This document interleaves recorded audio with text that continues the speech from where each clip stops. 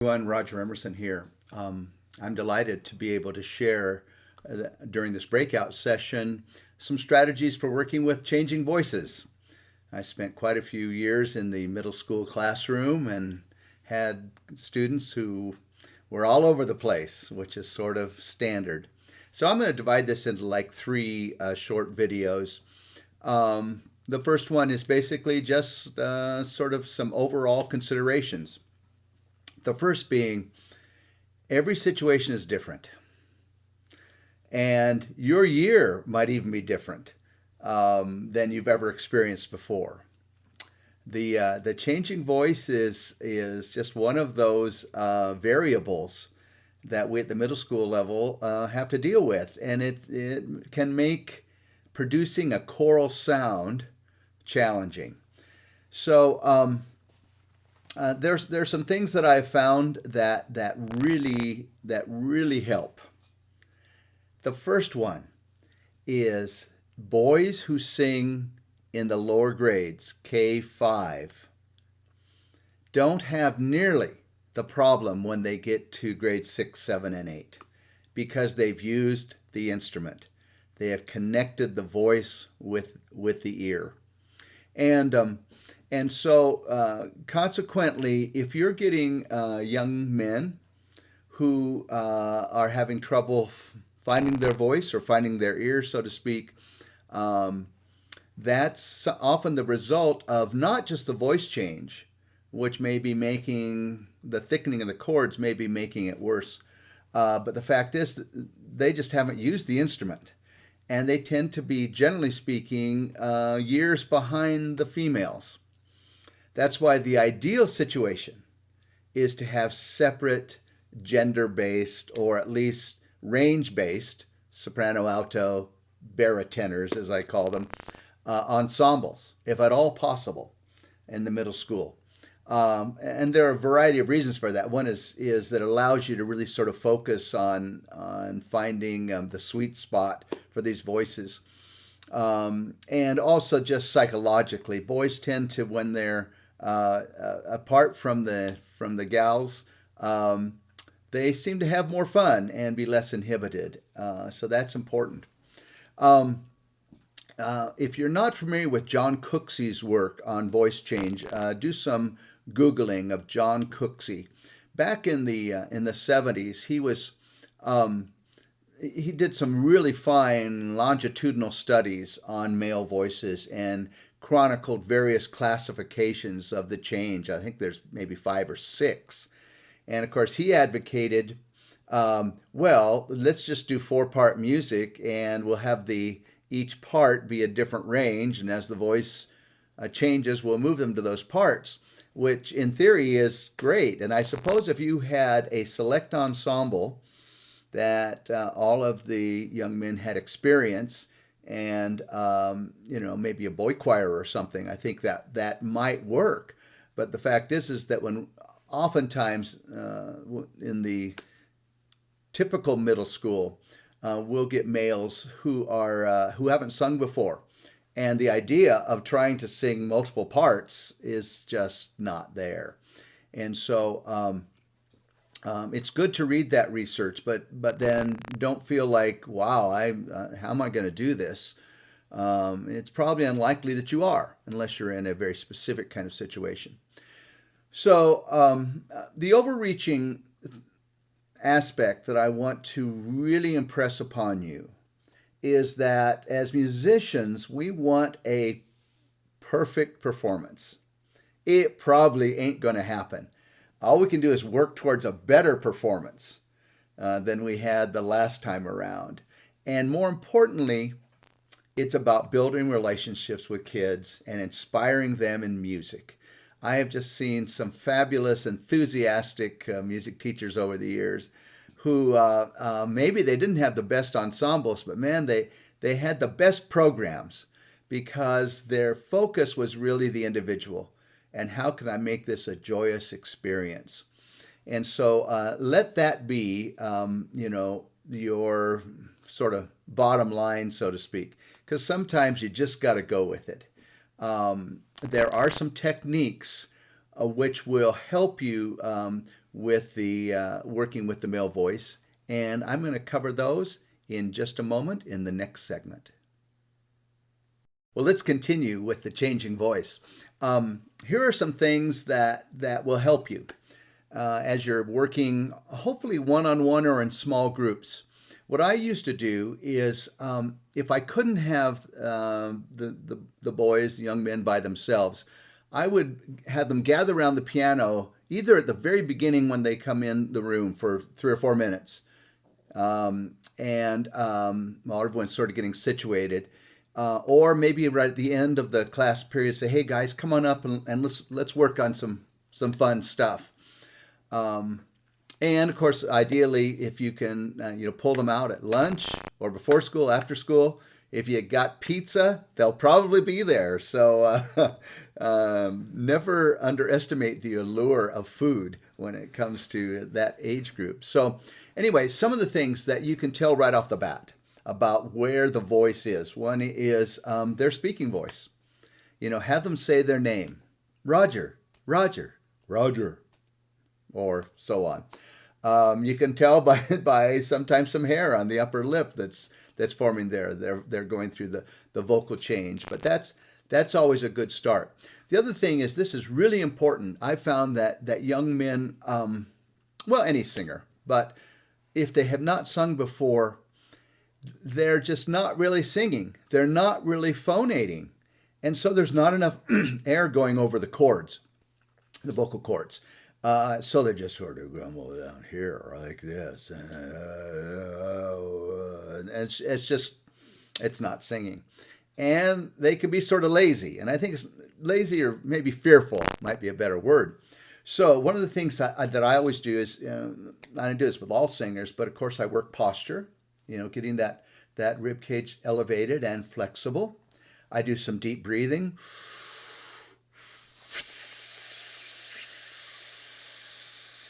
I do the Tim Seelig. I'll stand up here so you can see he does this, where it's basically, here we're in an elevator and we go to the basement. Breathe in, and then sub-basement.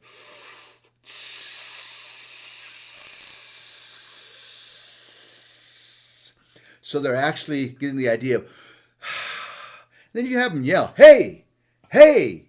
Then they'll use those abdominal muscles. The other thing that works really well are lip buzzes. So they have them take the deep breath. It's almost impossible to do a lip buzz without connecting with the air. That's all you'll get. So have them fill up.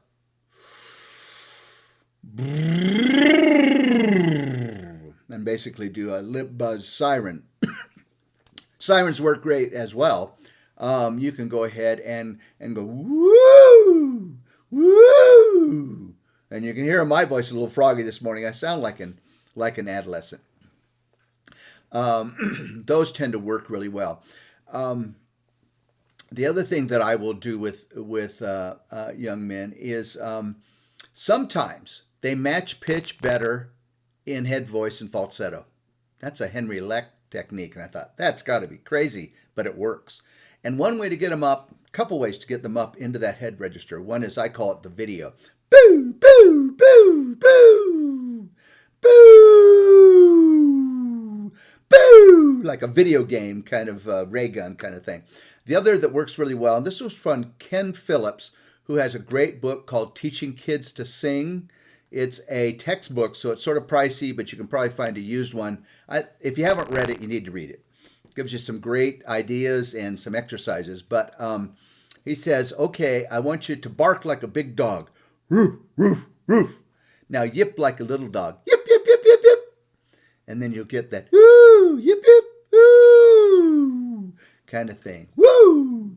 Yeah, it's, again, the nice thing about if you're working with the young men by themselves, you'd be surprised. I had a situation in which when I left the middle school, we replaced, me and my wife Mary, with a wonderful music teacher, but his primary emphasis was in instrumental music. He was a band guy, a great trumpet player, but he was very open to continuing the choral program.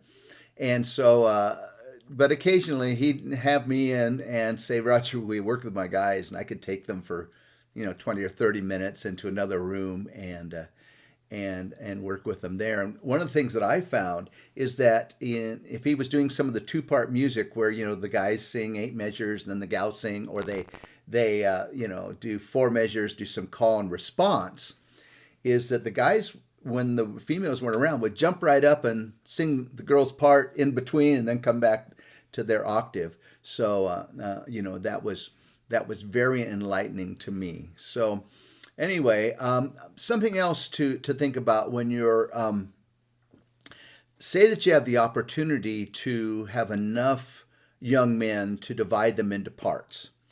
And this works really well. And I don't remember, maybe Lon Berry or someone I learned this from, but basically a key of C, jingle bell, will give you your tenors. I'd try and sing it up there, but it's too high for me. That's the key of C, starting on E. Then go to the key of F. This will give you your mid voices. Jingle bells, jingle all the way. Okay, so you'll have key of C, key of F, and then if you've got some real basses, which you may very well, jingle bells, jingle all the way. Just a great way. So it's C, F, C, jingle bells. We'll give you sort of 3 broad categories.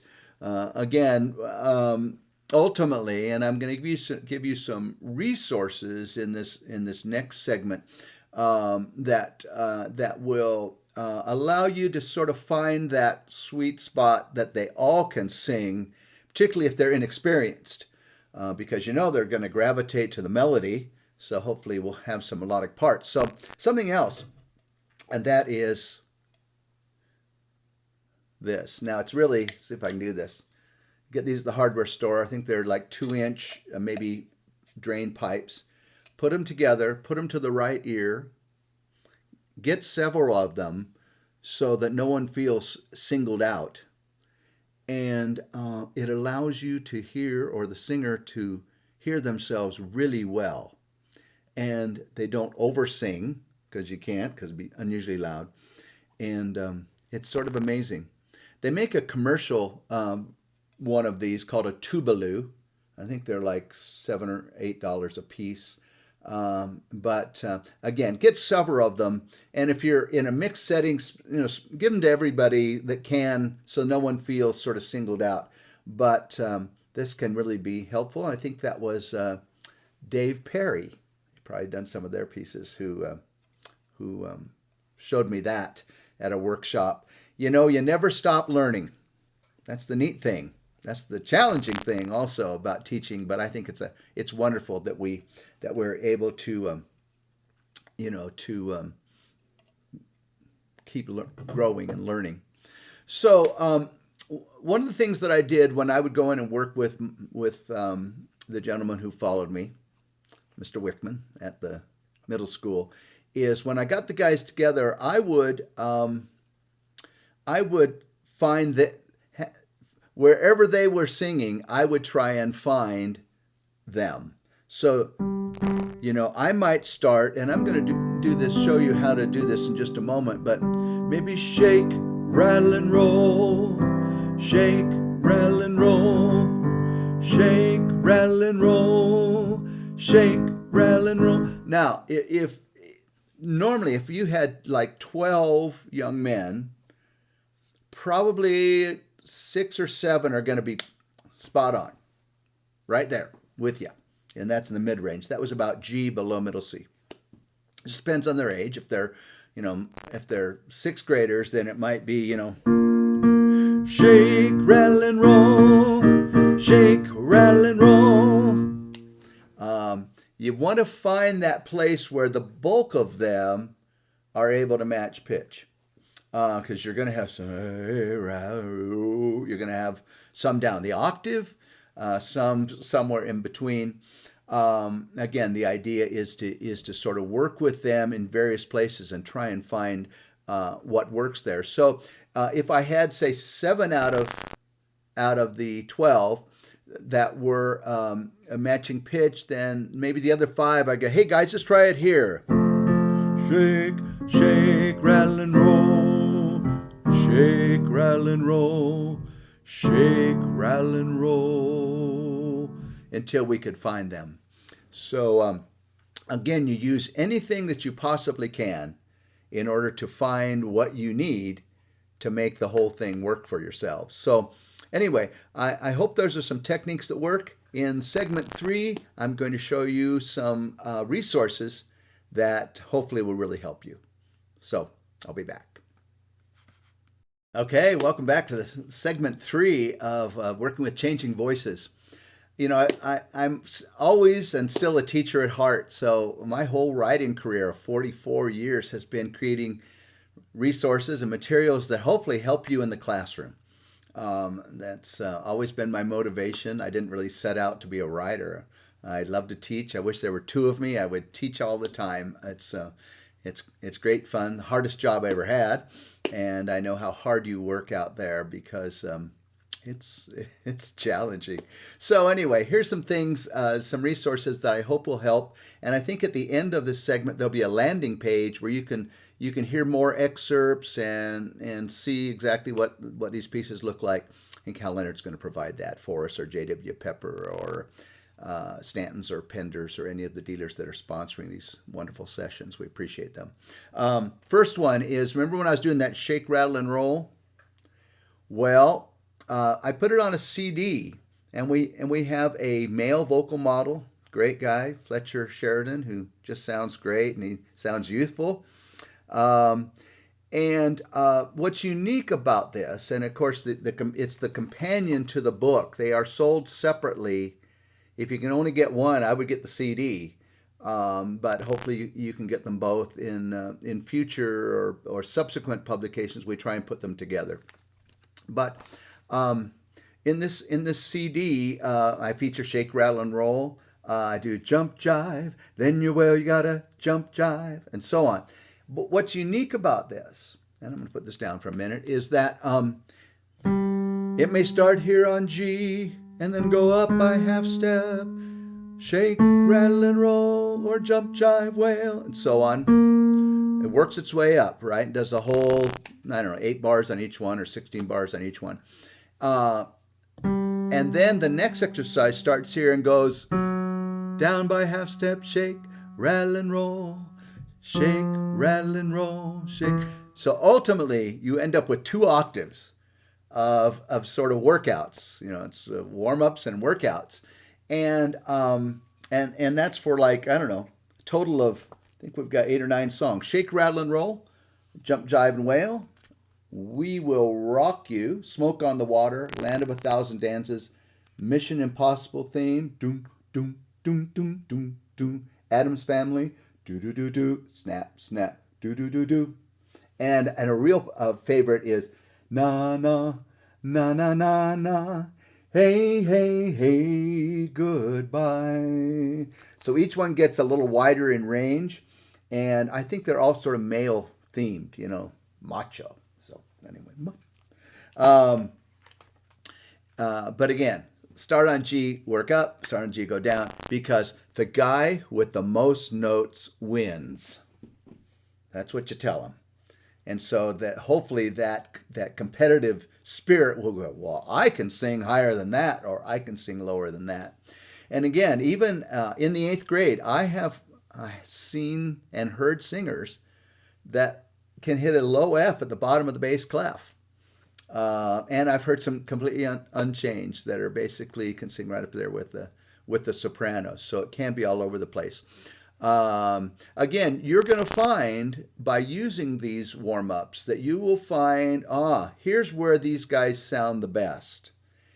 When you determine that range, and it may change month to month, year to year, just be ready. But then what you try and do is find music that fits within that range. Remember, there are 2 criteria. One is range, and the other is how melodic is the part, because they will gravitate to the melody.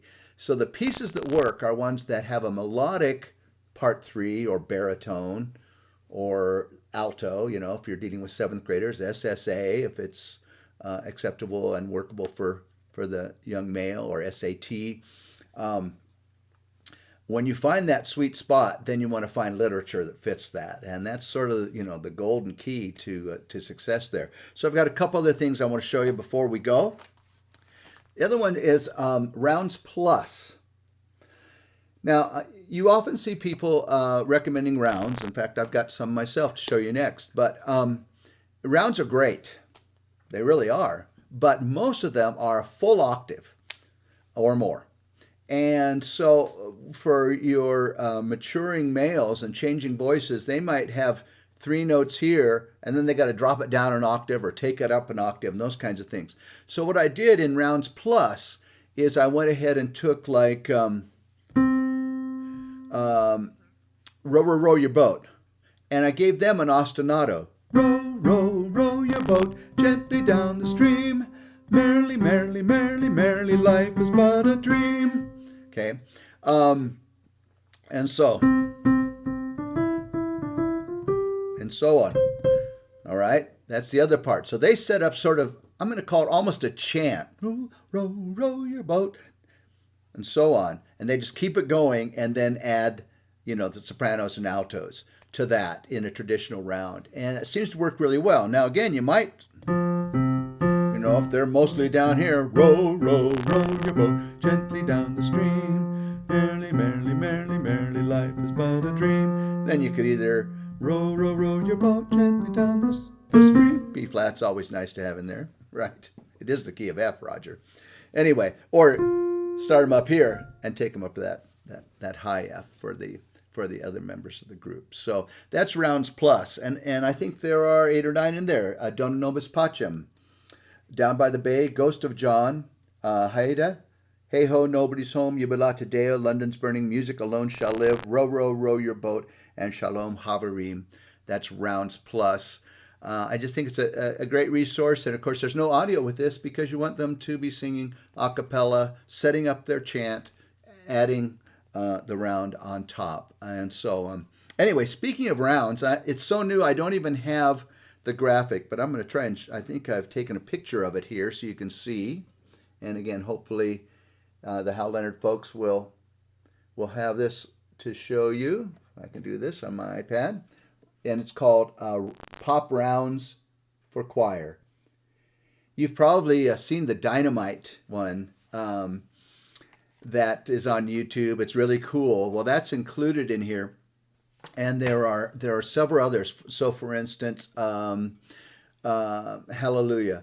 Hallelujah, hallelujah, hallelujah, hallelujah, hallelujah. So I've done them all in rounds.